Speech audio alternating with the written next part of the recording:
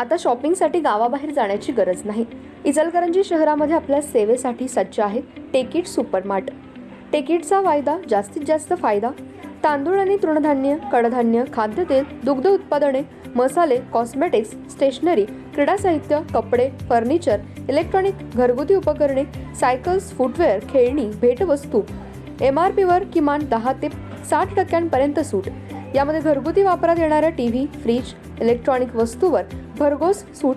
10% पासून ते 60% बचत। प्रत्येक वस्तूवर बचत। टेकिट मॉलमध्ये या आणि भरघोस खरेदी करा। एकावर एक फ्री वस्तू मिळवा। यामध्ये घरगुती उपकरणे, कडधान्य व इलेक्ट्रॉनिक वस्तू मिळण्याचं एकमेव ठिकाण म्हणजे टेकिट सुपरमार्ट। पत्ता पंचवटी टॉकीज रोड, छत्रपती शाहू महाराज पुतळ्याजवळ। खरेदीचा आनंद लुटा, बाहेर कुठेही न जाता। आजच या टेकिट मॉलमध्ये।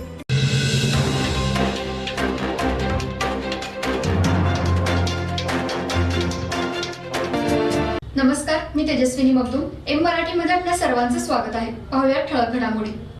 इचलकरंजी शहरातील इंदिरा गांधी रुग्णालयामध्ये सध्या दुरावस्था झाली।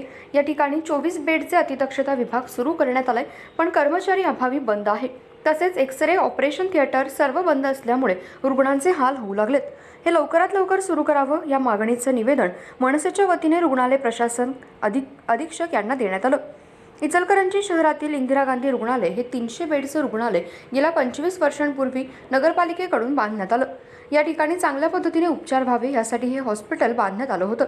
इचलकरंजी शहर हे मँचेस्टर नगरी असल्यामुळे येथे वस्त्रोद्योग मोठ्या प्रमाणात आहे व त्यावर काम करणाऱ्या कामगारांची संख्या मोठी आहे। यांच्यावर उपचार चांगले व्हावे यासाठी इंदिरा गांधी रुग्णालयाची स्थापना करण्यात आली होती, पण नगरपालिकेला हे रुग्णालय सुविधा देत नसल्यामुळे गेल्या 5 वर्षांपूर्वी हे रुग्णालय शासनाकडे हस्तांतरित करण्यात आलं। या रुग्णालयाचे गेल्या 4 वर्षांपासून सोयींनी युक्त हे रुग्णालय करण्यात येत आहे।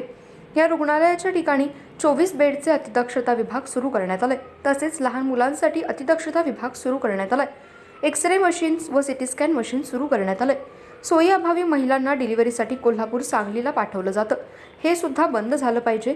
त्यातील काही प्रमाणात अतिदक्षता विभाग बंद आहेत, तर एक्स-रे मशीन कधी चालू असते तर कधी बंद असते। फक्त रुग्णालय सुसज्ज बांधून काही उपयोग होणार नाही।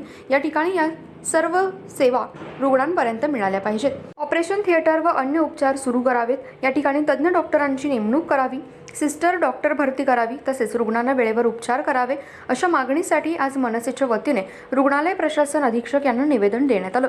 जर येणाऱ्या काळामध्ये रुग्णालय सुसज्ज सुरू केलं नाही तर मनसे स्टाईलनं उत्तर दिलं जाईल असा इशारा मनसेच्या पदाधिकाऱ्यांनी दिला। यावेळी पुंडलिक जाधव, रवी गोंदकर, राजेंद्र निकम, प्रताप पाटील, शहाजी भोसले, मनोहर जोशी, नितीन कटके, दीपक पवार, महेश शेंडे, रोहित कोतकर, अर्चना धामोडे आदी पदाधिकारी उपस्थित होते। सेवा सदन हेल्थ प्लस हॉस्पिटल यामध्ये बायपास सहित सर्व शस्त्रक्रिया, ऑपरेशन थिएटर, सुसज्ज कॅथ लॅब, सुसज्ज 28 बेडचे ICU, सर्व शासकीय योजना व सर्व इन्शुरन्स योजना, अनुभवी तज्ञ doctor, free home sample collection, 10 सूट, यामध्ये रक्तलघवी व इतर काही